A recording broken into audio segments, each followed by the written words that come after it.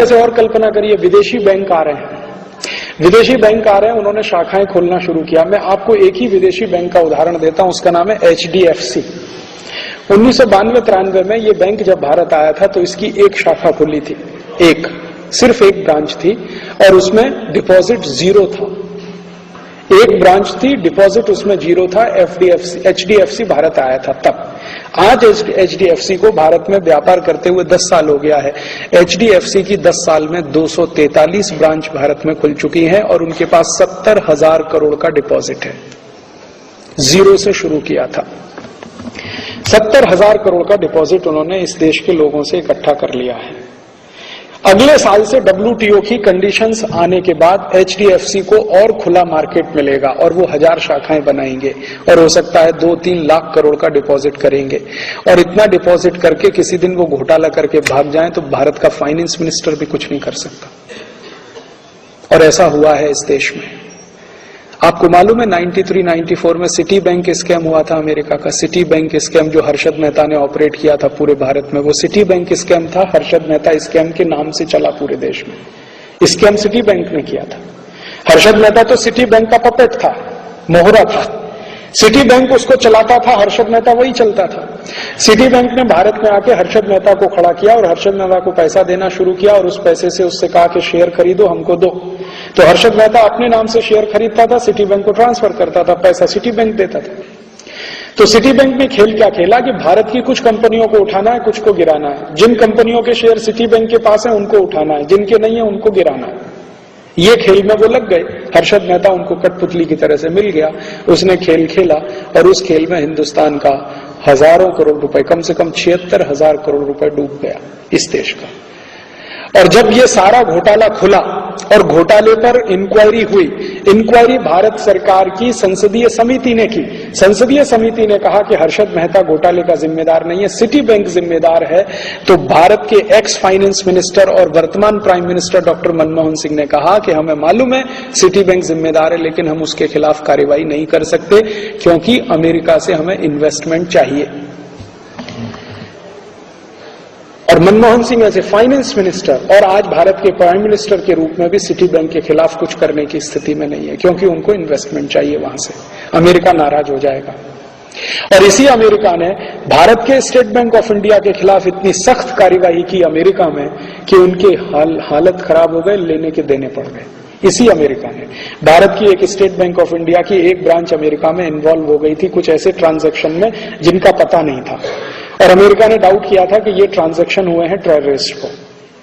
America में एक नियम है, एक अमाउंट से ज्यादा का पैसा निकाला जाए और जमा किया जाए तो उसका सारा इंक्वायरी करना है, नहीं करेंगे तो बैंक जिम्मेदार है उसके लिए। तो स्टेट बैंक ऑफ इंडिया ने ऐसे कुछ ट्रांजैक्शन किए थे जिनका कुछ अता पता नहीं था। उसमें अमेरिका ने इतना हैवी पेनल्टी ठोका उनके ऊपर कि एक ब्रांच का पूरा डिपॉजिट उसमें जाने की स्थिति आ गई। अमेरिका ने नहीं छोड़ा आपको, और आपने उनके सिटी बैंक ऑफ को पूरा छोड़ दिया।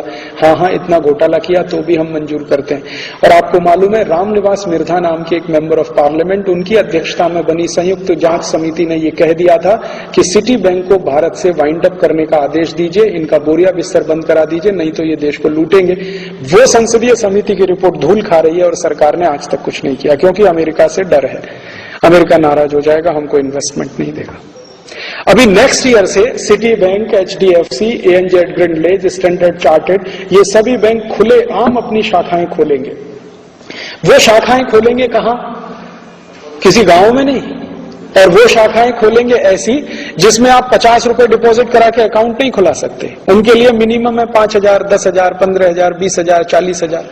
आपकी भारत की जो स्टेट बैंक है या भारत की जो बैंक है वो तो गांव में भी जाके शाखा खोलती है, क्योंकि उसको सर्विस देनी है, बिजनेस नहीं करना है, सर्विस देनी। इनको बिजनेस करना है तो वो बड़े बड़े शहरों में शाखाएं खोलेंगे। बंबई है, कलकत्ता है, मद्रास है, हैदराबाद है, कोयम्बतूर है, चेन्नई है, वगैरह वगैरह। और उनमें जो क्रीमी लेयर है भारत का, जिनके पास थोड़ा पैसा, उनके डिपॉजिट रख के उस पर काम करेंगे।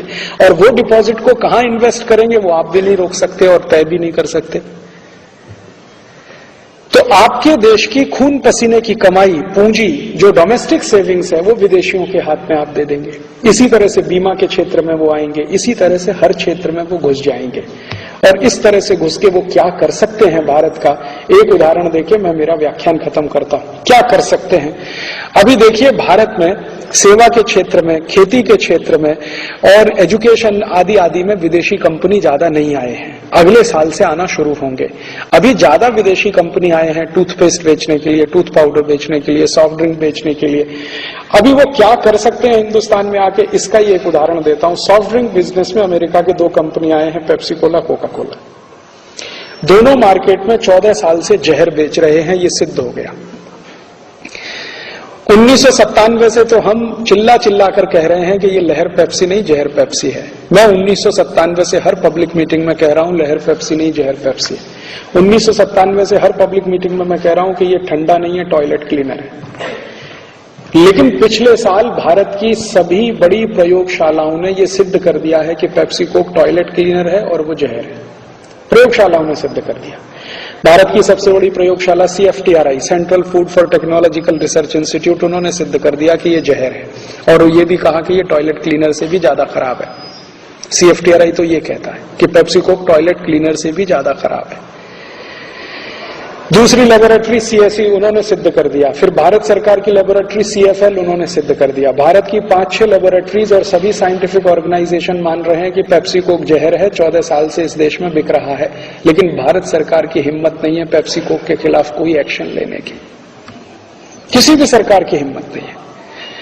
अभी थोड़े दिन पहले तक NDA सरकार चल रही थी, जिसमें बहुत ज्यादा लोग स्वदेशी भक्त हैं और स्वदेशी के नारे लगाने वाले हैं। उनका भी एक्शन लेने का हिम्मत नहीं था पेप्सी कोक पर, और उनके भी मंत्रियों ने पेप्सी कोक को क्लीन चिट दिया पार्लियामेंट के अंदर।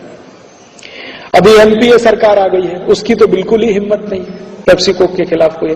वैज्ञानिक कह रहे हैं कि ये जहर बेच रहे हैं 14 साल से, और भारत के किसानों ने सिद्ध कर दिया है।